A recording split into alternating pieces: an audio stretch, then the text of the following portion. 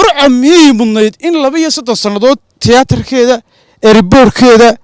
bartii lagaga dhawaaqay inay sidaas u ekaato ilmaha dusha lagu sidiyo hooyada difaysanay xaqeedii la duusiyay ayaan ka dul heesaya ma weligiiba intan garaasadayba saas uu ahaa iminkana adoon ku daafad buu sii noqdayba hargeysa halkii ay hadaba diyaaraddu halkan toosiba lahayd hargeysa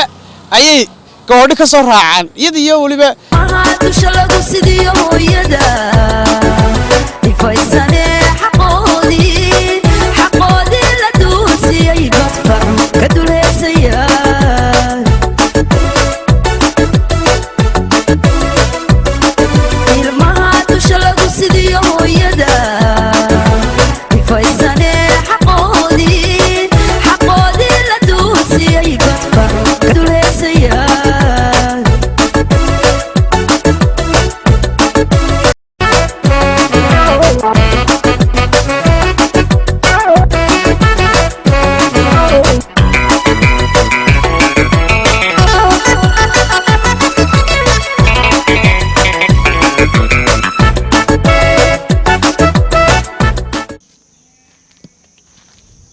ilmaha dusha lagu sidiyo hooyada difaysanay xaqeedii la duusiyay ayaan ka dul heesaya erayadaas waxay kamid ahaayeen mid kamid ah heesaha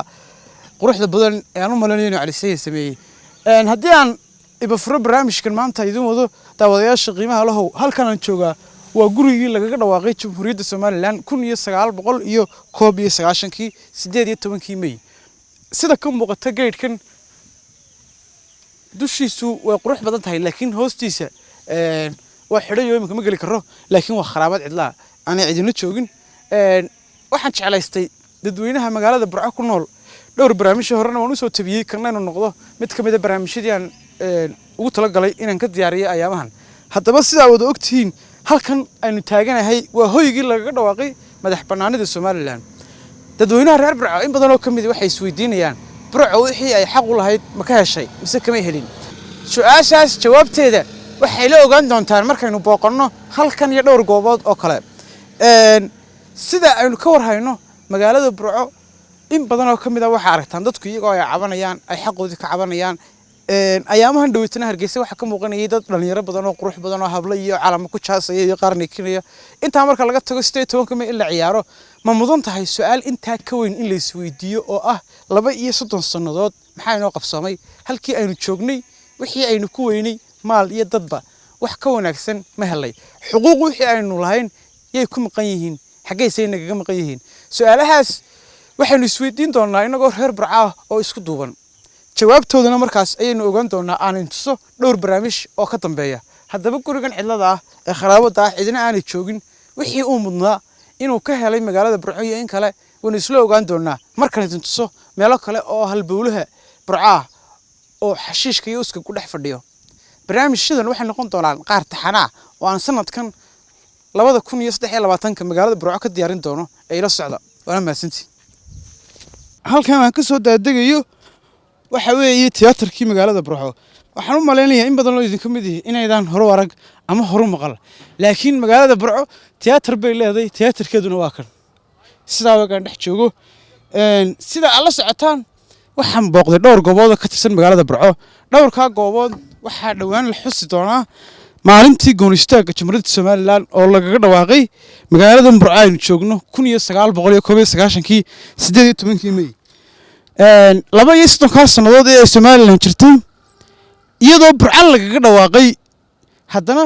halkan waa tiyaatarkeedii meelo kalena waynu tagi doonaa waxaan se barnaamijkan u hindisay aan u sameeyay waxa weeye anigoon cidna ku eedeynaynin bal inay reer Burco xisaabtamaan oo maalintii ay isla halkan kaga dhawaaqeen 32 sannadood jirta Soomaaliland Burco maxay ka faa'iiday ma khasaare ka faa'iiday mise faa'iido ka faa'iiday Burco miyay mudnayd in 32 sannadood tiyaatarkeeda eriboorkeeda bartii lagaga dhawaaqay inay sidaas u ekaato mise waxay mudnayd inay abaalmarin ku hesho idinka ka jawaabi doona marka waxaan doonayaa bal inay sanadka reer Burco si gaar ah uga xisaabtamaan ay si weydiiyaan 18 May 1991 halkan lagaga dhawaaqay wali waa kuwan xarumaheedii qaramada tiyaatarkii qaranka iyo kuwa kale la midaba kuwa kale la bilowday soo doona soo dhawow saaxiib waxaa ila jooga nin ka mid a dhalinyarada xaafadda tiyaatarka u dhow magacaa saaxiib ibraahim baa la dhaawra ibraahimna waxaa ku weydiiyey xaafadaan baa tahay soo maa haa aaganaa halkan waa tiyaatarkii burco weli isagoo halkan show lagu qabanaya ma ka qayb gashay maya weligiiba intan garaadsadayba saasuu ahaa iminkana haddana kudaafad buu sii noqdayba weli wax baldhiga kuma argaya lagu qabanayo ama barnaamij lagu qabanayo ama isagoo qurux badan oo caadiya